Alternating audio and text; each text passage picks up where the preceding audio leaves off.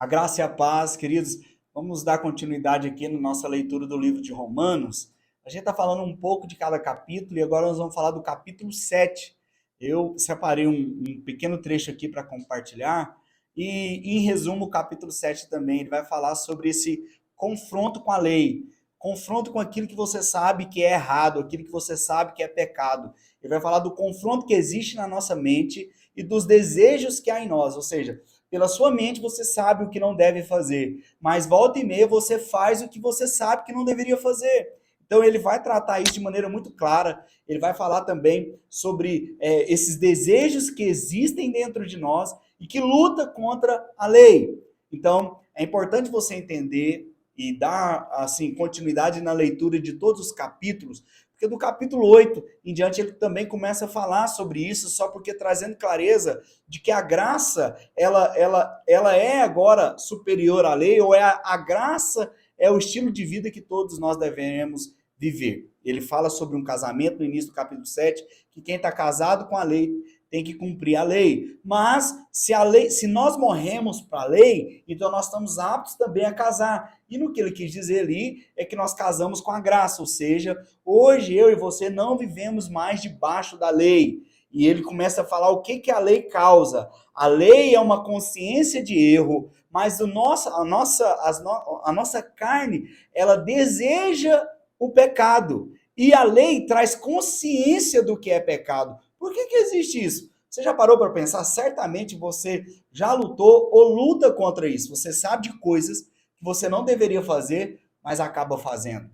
E quando você faz, sua mente, ela começa a refletir sobre aquilo, falando, mas não é possível que eu errei novamente, que eu fiz isso, que eu fiz aquilo. Então é importante que nós tenhamos consciência, porque Paulo vai falar sobre isso para trazer paz também no nosso coração. Olha só o que ele escreveu aqui.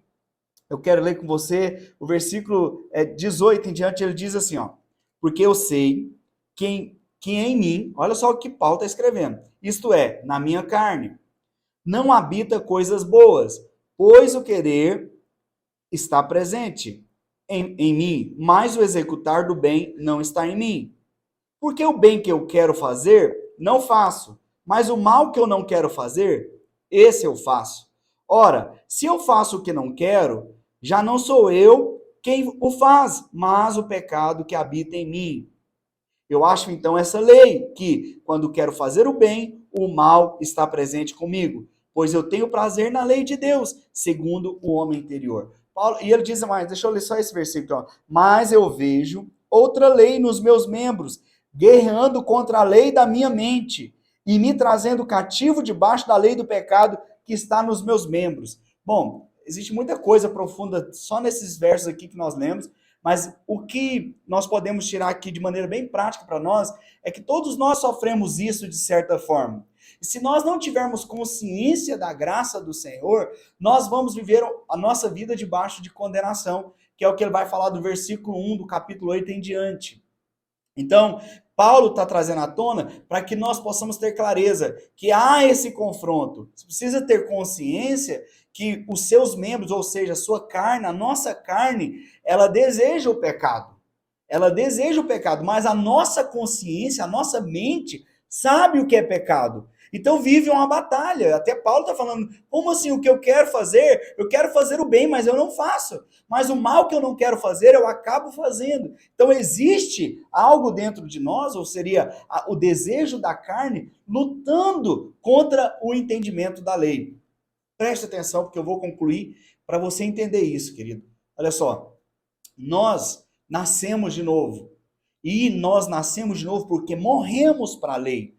É o que ele fala no verso 6, nós já falamos sobre o capítulo 6. Ele fala isso no capítulo 6, você precisa ter consciência que nós morremos para a lei. Quando você morreu para a lei, então agora você tem, a sua consciência não é mais de não pode. Não pode isso, não pode aquilo, não pode aquilo outro. A sua consciência agora é de que eu sou santo. Eu sou nova criatura, eu sou filho de Deus. Sua consciência não é a consciência da lei para tentar cumprir. A sua consciência é de uma lei cumprida por meio de Cristo Jesus. Agora, como diz em Gálatas, já não sou eu quem vivo, mas Cristo vive em mim.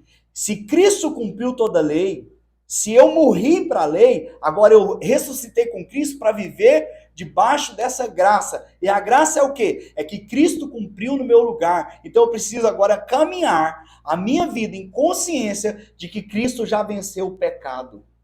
Cristo já venceu o pecado por mim, porque já não sou eu quem vivo. Você morreu para a lei do pecado e ressuscitou pela graça de Deus por meio da ressurreição de Cristo Jesus. Nós ressuscitamos com ele. Então agora nós andamos em novidade de vida com a consciência de que agora eu vivo para fazer a vontade de Deus. Eu não vivo mais a vida de condenação. Eu vivo a vida da graça. A vida da graça é o quê? É a consciência do que Jesus fez por mim e que agora eu já sou mais que vencedor nele. Eu posso agora caminhar em novidade de vida para fazer a vontade de Deus. E quando você pecar, você não precisa permanecer no pecado. Por quê? Porque você agora tem consciência que você não é um pecador. Que agora você é filho de Deus. Ou seja, olha que interessante. Paulo está falando que se nós caminhamos na consciência da lei, nós sempre vamos andar nessa guerra. Mas agora você pode caminhar em paz. E quando você falhar, quando você pecar, você não precisa permanecer no pecado, porque você já morreu para o pecado. Se alguém morreu, ele não precisa mais viver debaixo da escravidão do pecado, porque nós estamos mortos para os nossos pecados. Entenda isso. Você precisa ter essa consciência e caminhar com a clareza de que você agora é santo e vive em novidade de vida. Você não é mais escravo do pecado, você não é mais escravo da lei. Agora nós vivemos debaixo da graça, debaixo da consciência de que nós somos filhos, nós somos santos e que o pecado não tem domínio sobre nós. Caminhe com essa convicção. Como eu falei no capítulo 6, você vai desfrutar de uma vida mais que vencedora. Amém?